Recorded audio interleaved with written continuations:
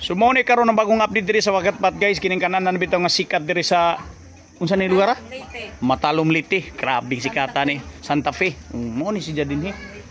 Nga mga dagko kay mga mangrove tree. Nay, kita ka? Kita oy. So ako kamong itur guys no. O kuyugi ko ninyo kay amo itur. Kana siya mga bato-bato da na giplante ang mga oyster. Kay mga on karon din guys. Usa nami. So atong itan-awon tamo diri sa giplot kay ba na magud na sila mga kinason din ay kana mga ngisda. O toy bawo kuha o. Automatic nga handos diri sa kuan restaurant. O munaog tao nawa. Na din sa una nako nakita diri sa una nakaanhin na mo sa una pero dili pa ingon nga ka-develop. Sige magunig develop ning lugar. Ari la baligya.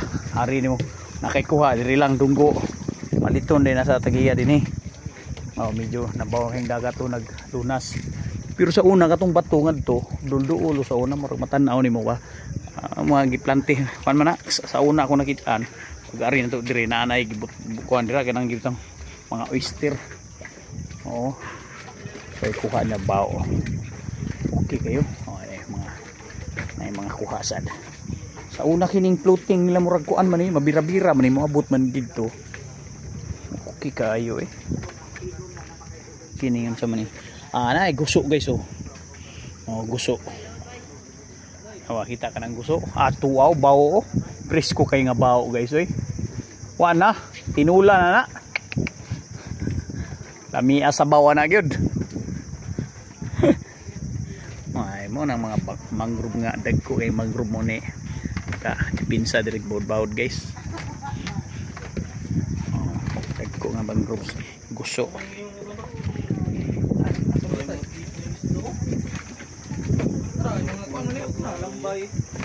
Ay lang ikuan ay mga saang para ni order.